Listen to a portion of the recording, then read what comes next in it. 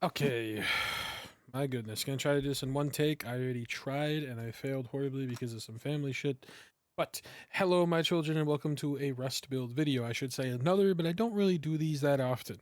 Though if you know me, I do actually build a lot, and I keep up with all the building tech. I'm in a ton of Discords. I watch, smaller creators too that have all the innovation shit like the rodent, stuff like that.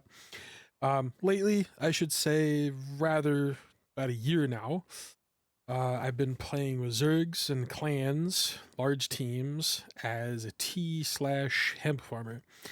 In the process of playing with my good buddy Sigbog, as you may have seen me in some of his videos, his comment sections about mod, his Discord, his stream, everything. Um,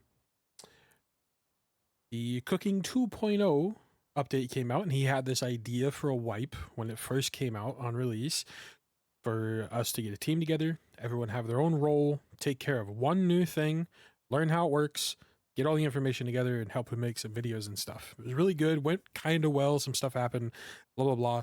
But overall, I think we all learned as players and we all learned all the new content and everything. I was assigned to the bear pie and also took upon myself to do stuff with bees, the chicken pie, and the flowers a little bit. Although I think Sig was doing most of the bee stuff. I kind of just went and collected bees, figured out how crazy they were, how they went through walls and everything. Um, but that's all for another day. It's been a while since then, but during that wipe, the build up to it, because we knew about the update for like a month or so, and also slightly after, I found a huge love for farming.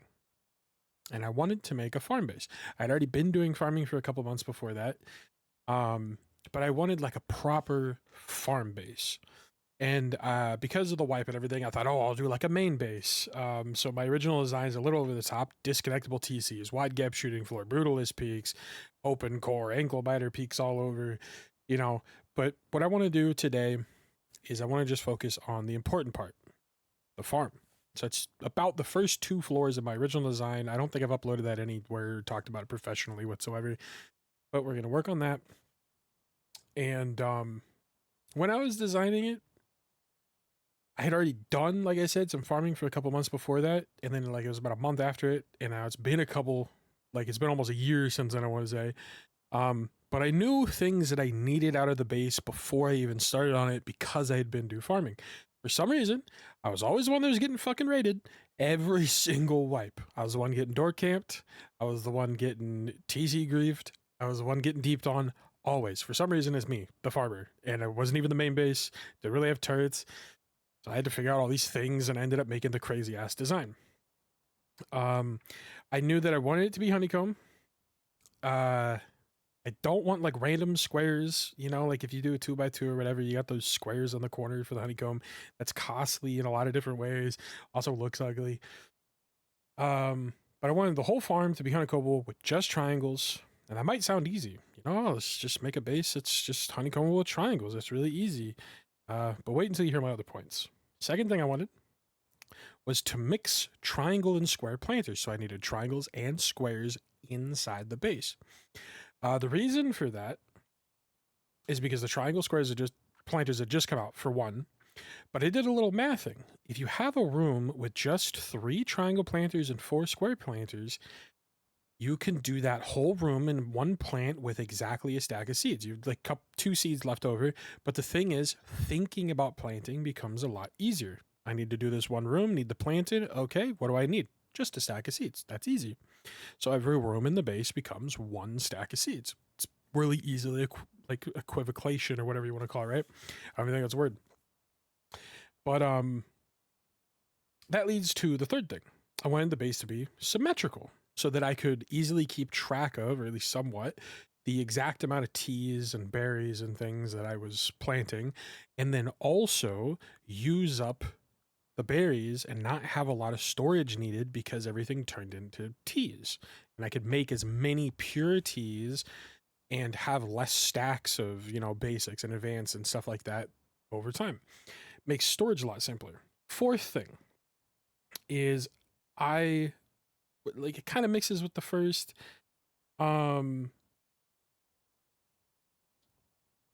It because it has to do with defendability. I didn't know how to like word this.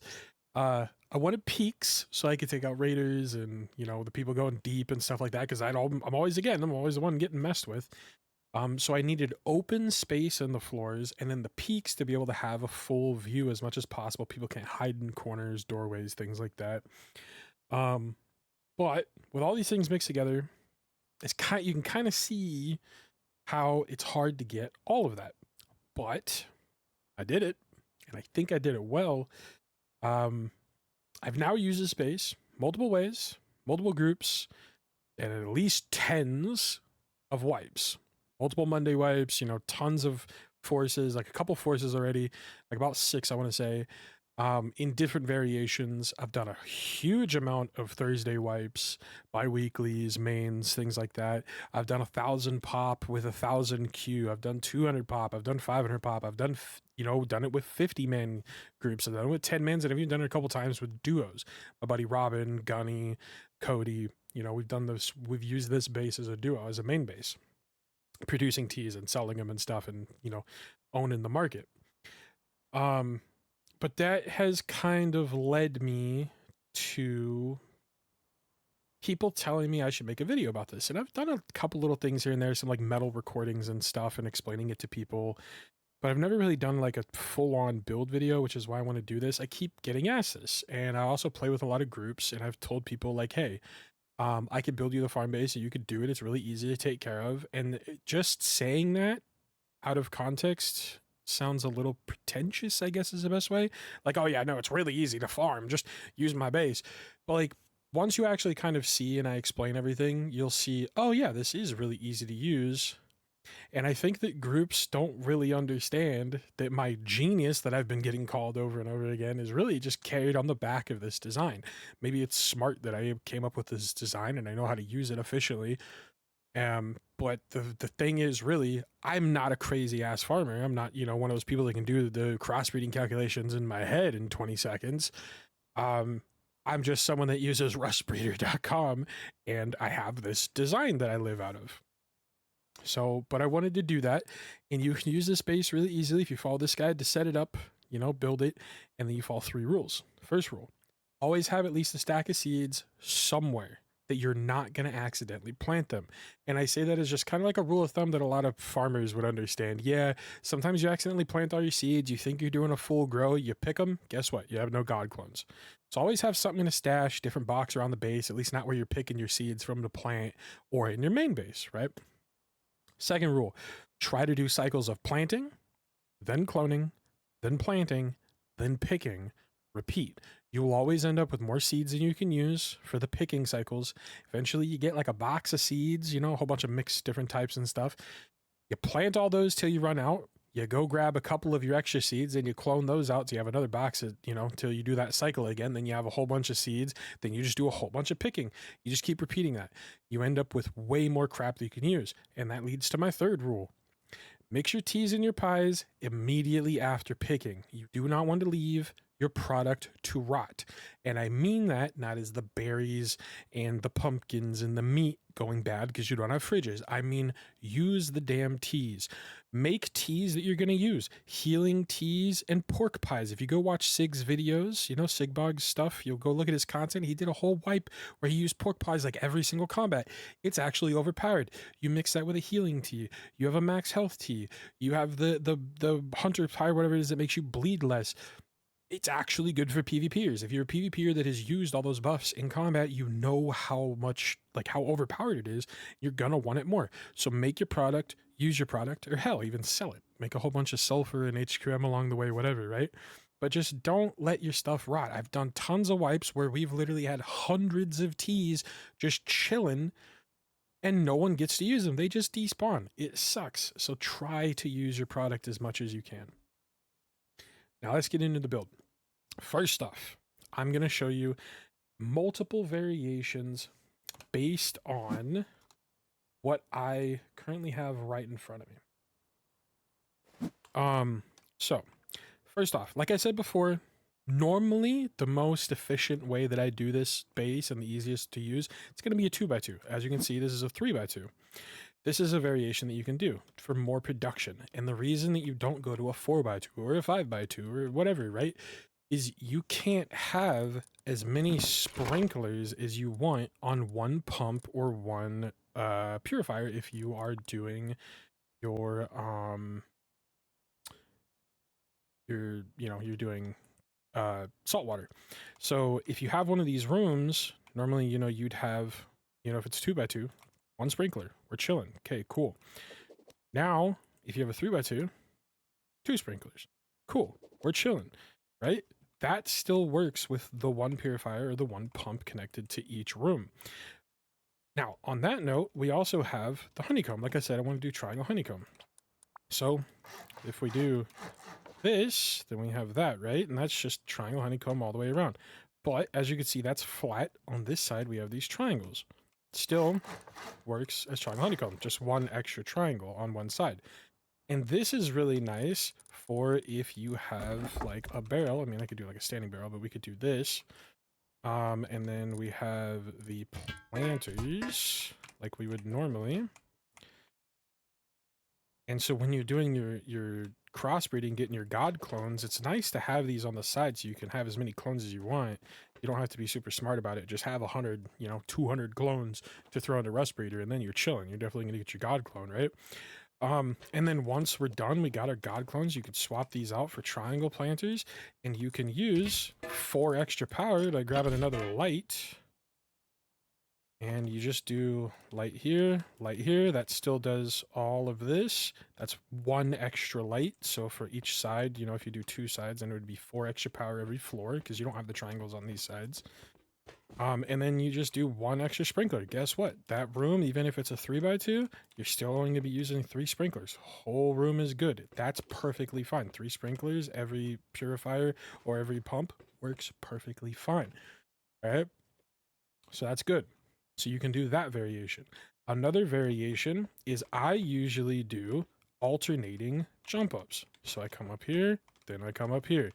One that you can do is instead of doing alternating jump ups, just have 2 or maybe even just 1 chute going all the way up. So every floor, you got these little rooms, and you can do, your purifiers in there or storage, or you can do, a couple mixing tables in here. And that doesn't get in the way of your triangle planters. For me, I don't do that. I like having the alternating jump ups because of the amount of angles that you have. So see, if I do this and I only have this one jump up, I can't see over there, but maybe I come over to this jump up. And again, let's say, we don't have the alternating ones. Cool, I could see there, but I'm still kind of missing a couple things and can't really see this way. But if we have alternating jump ups and we have our doors here and someone's trapped inside here trying to go deep, then we have all these nice peaks every side of the base. That's why I like having it alternating. But I can see the appeal of just having this one room on every single floor, or well, 2 rooms it would be, and having, mixing tables in there, storage or whatever, right? Really good. Now, another thing you could do is you can have all these be windows, right? But the thing is, that's kind of silly because if you bring your honeycomb up, that's just going to get blocked in anyways, so it's kind of just meh. But you could do it if you're only going to honeycomb your first floor and then do your second floor, third floor, whatever. It's, windows, so you could show off your farm to look like a big old massive skyscraper or something. Another thing is in your front entrance here, all of these could be shops. So you could have your 6, your 4 shops, whatever. You can also just do them on the roof, do little roof squares or whatever. But if you do it like this and then you're trying to do more and you go up floors, then you're not going to be able to get your planters here. So that kind of sucks, and you only get the chance here in this small area. Yeah. So it's meh. But still, again, I understand why someone wanted to do it. So you have your extra, your extra production with being a 3x2 instead of a 2x2, and your triangle is a little bit extra production. You could do it instead of, when you have these, again, if you have the 2x2, you could say, oh, well, this ruins the, having the 1 planter. You could do extra seeds here to clone while you're doing a picking cycle, or you could do food here, right? For, your horses, your chickens, and your players. So just a lot of different little variations you can do. Lastly, one thing that I like to do is this jump up. Sometimes I'll just have it blocked in, but you can perfectly fit a little auto smelting thing in here if this is going to be like your primary residence, if you're the farmer for the Zerg, or this is your main base. It's really easy to set up if you know how to do auto smelting and stuff. You would just need the one conveyor, the one small battery, the one splitter, 4 adapters, 3 furnaces, and then the one solar panel out there. And it's just off a small battery, and that's fully closed circuit. Everything's fine here. You can have another adapter on the top there, pipe it out to a box in your TC room. Totally fine. And you can also fit, as you can see, a mixing table here, and it doesn't get in the way of the planter placement, which is really cool. So there's a couple little variations. So now what I'm going to do is I'm just going to build the base. I'm going to build my ideal type, so we're not going to have all these crazy variations. Again, my ideal is 2x2 with the triangles on the sides. And we're going to not have the shops in the front room, and we are going to have the full honeycomb and the alternating jump ups, everything like that, right? So I'm going to show you my ideal, really efficient version of this base. It's also a little bit smaller, and it has everything that I listed. One thing is, if you are doing salt water, you're gonna need 1 purifier per room is the most efficient way to do it. There is ways to kind of mix and match, but then that just becomes muddy. So I prefer to just show you guys how to do it with a purifier per room. So that's what we're gonna do. All right. If you're in clean water, just a pump that goes straight to the sprinklers would work. You don't have to store water at all in this setup. I'm also going to show you some electricity for everything. That's going to take me a little bit to set up, so I'll do that for you guys. But we're going to go ahead and break this down real quick, and I'm going to show you guys how it's done. The last thing I will talk about while I'm breaking this all down is this base. If you're like on the side of a river when you're setting it up, or you're on the coastline, you can also turn one of these quadrants, or 2 of the quadrants, depending upon how you angle it, into a fish trap area. So if we were to say, if you have to put a foundation, you could put the fish trap the foundation slightly under the surface of the water. You could put a fish trap on the foundations. So you could do your 2x2 on one side, and then your triangles, and then do raised squares, because that's where your TC or your storage is going to be, and your jump up and stuff. And the same here. And then you could do fish traps in here, and then the rest of the base will be going towards the coastline here, right? But that's how you can do that with a fish trap. So it's really, if you know how to do that, then you're good. We're gonna do this like this. So first things first, let's say river coastline's here, and we know we're gonna have to move out a little bit because this is going uphill right here. You want to angle to where a portion of the base, only a portion, is going to go this way. So we're going to angle this about like this. And now this is where only one segment, and also the entrance of the base, is going to go. So we're going to go ahead and do this. Sorry. Like this. Do our 2x2 going on to the beach. And then this is where our jump up's going to be. So we're going to do this.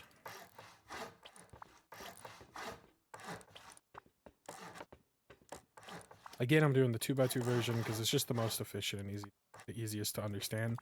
Let's go ahead and make this our TC room. So set there, and then doorways. Now, you could start this as a 1x1, by knowing how the angle works and everything, right? So this is how it'll work. All right? And then you could just have your 1x1 as the start. Then what you do is you build, let's go ahead and break this. You would build out like this. And then you would have doors here. So you'd have 4 doors, right? That is the second way that you can modularly build this base. Now, let's go ahead and expand a little bit. And we're getting ready for having the entrance be on the roof. So we'll do what we did here. All right. And then we build out here. We do our half wall facing into the base where the squares are going to go out. 4 walls in the corner. Window. And again, you could do, one chute going all the way up, but I'm going to do this my ideal way. Jump up here. And then we do this so that it's people can't just jump into your base.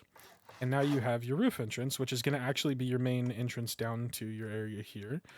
But you still have those 2 doors. So you have that entrance up there, this entrance right here. So then once you're done with that, this is the smallest, way the base is going to be.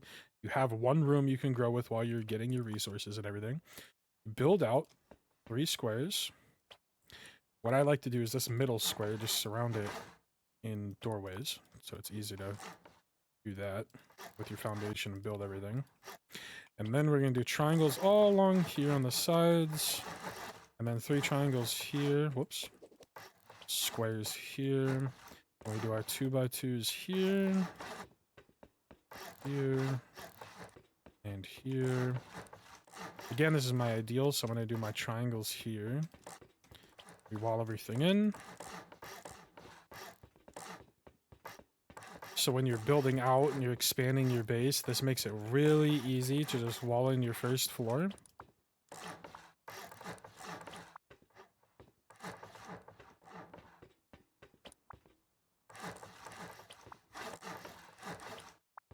Whoops. Doorway here. And then we're going to do alternating. So this corner is where I'm going to do my other jump up.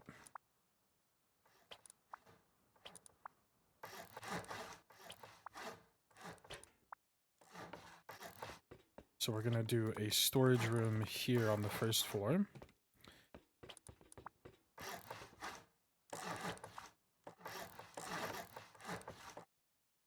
All right, and that's your first floor done. So this is 4 rooms that you can grow with. A little bit of storage in your triangles here. So you can do your storages here.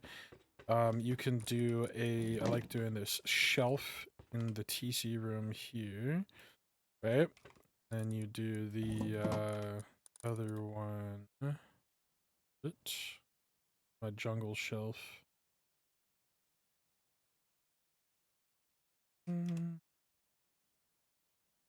There it is. The jungle shelf. And we can do the small boxes on that. And that's really nice. You could do all, your 6 boxes here and then 2 boxes here if you want. Really nice TC room, really simple. And you could build this as a 1x1, right? And just have that all for your storage whenever you're doing your starter and everything. Again, you just build this whole segment first, then you have your jump up and everything, then you build this, and now your first floor is like a bunker. You have your entrance up here. Once you're up here, then it gets, a little weird. If you're gonna be solo, you want to do your shops here, right? This is the simplest place to do it.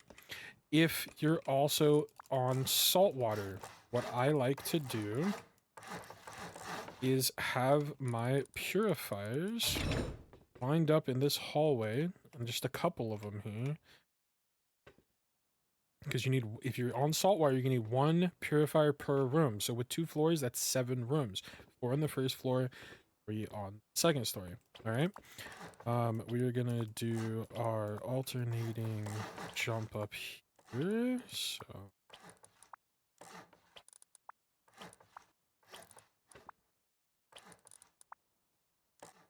this, and then this will be your roof up here. Right, and you could just keep going floors up and up and up. And we're gonna go ahead and wall this in. I'm not gonna build more than these 2 floors. I'm just gonna show you guys how this is all set up with the power and everything too. As you could just keep going and just replicating floor by floor by floor.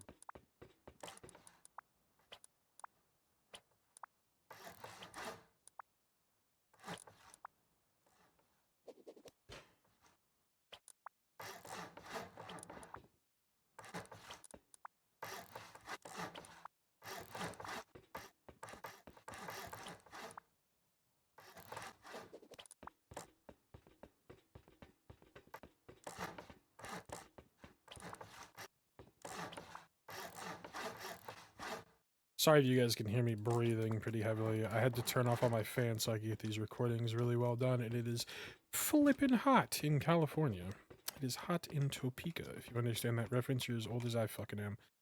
We're gonna go ahead and do our other purifiers here. So we have 3 in the entrance hallway there, and then we're gonna have 4 in these triangles here. Trying to keep them away from here, by the way, so that we can do our triangle planters here.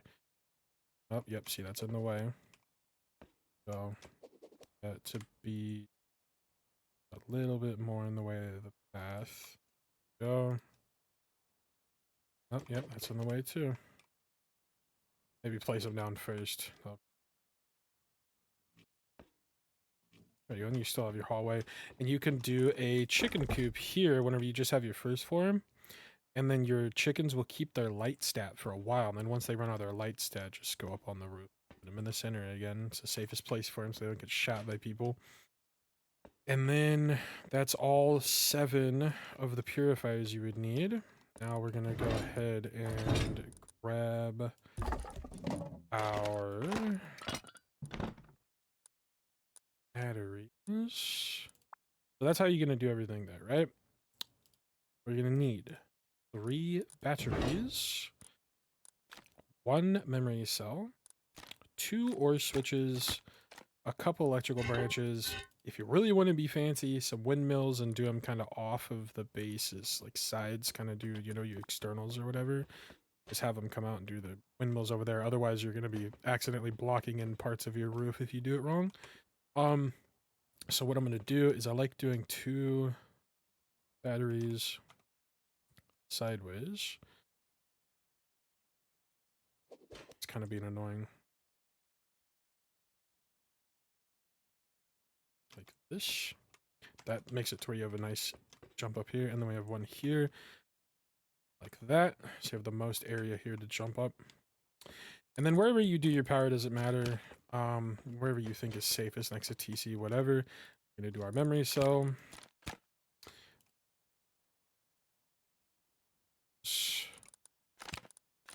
Have this one up here. And we have a splitter.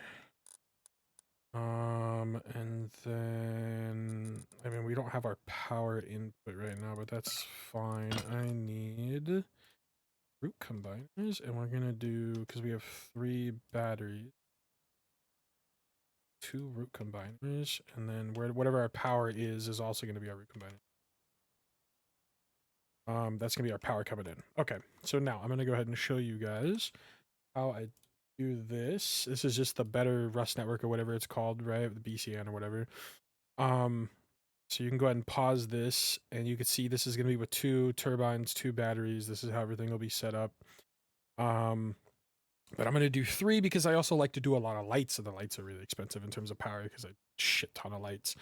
But I'm going to show you how you can expand this more and more and more batteries, more power sources, right? So what's going to happen is we are going to take our branch power here. This is where our power from all of our sources is going to come in. Grabbing that, right? That's all of our power sources go into this branch here. Now you set this branch's branch to the power you're going to be using. So like for me, I'm going to be using 300 power.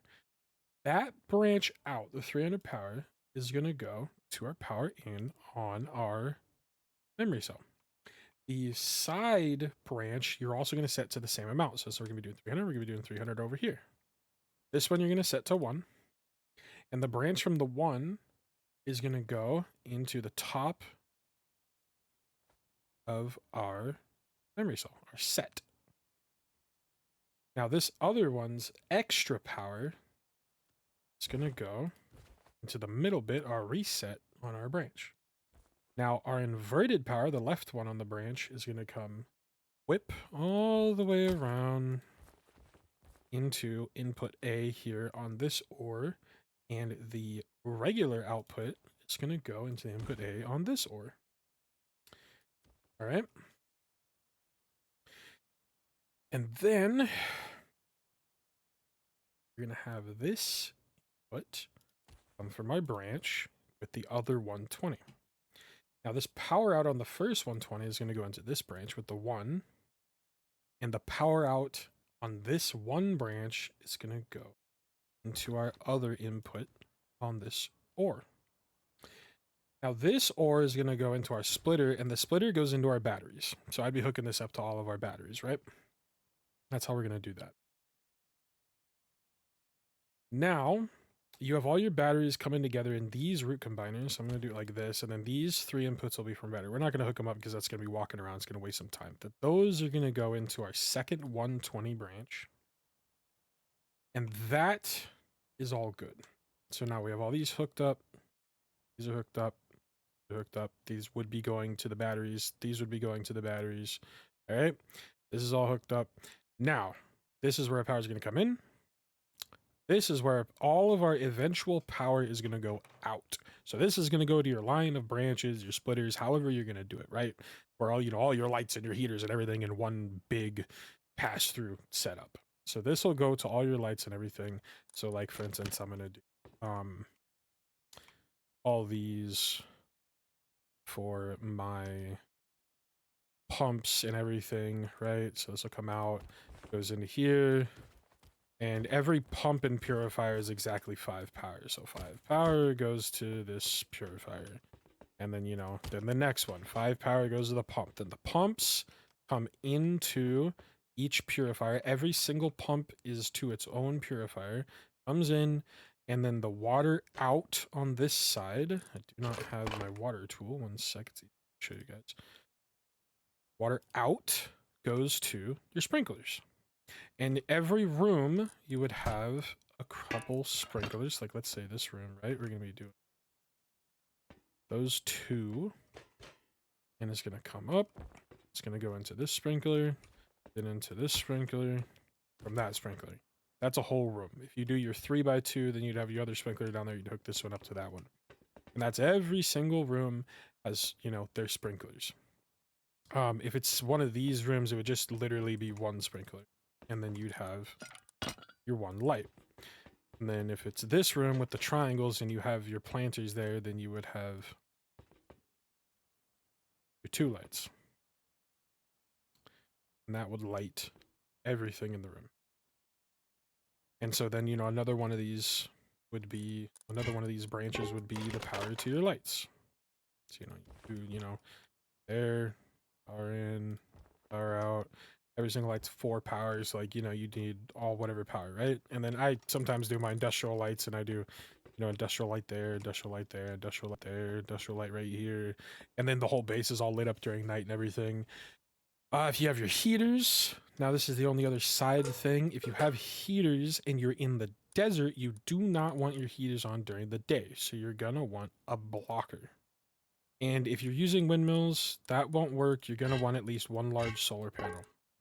Now, you would put your blocker wherever, and then these would go out to all your heaters. And you do not want your heaters to be hooked up with a whole bunch of branches. Just do heaters all pass through, because the way that heaters work is they have the pass through.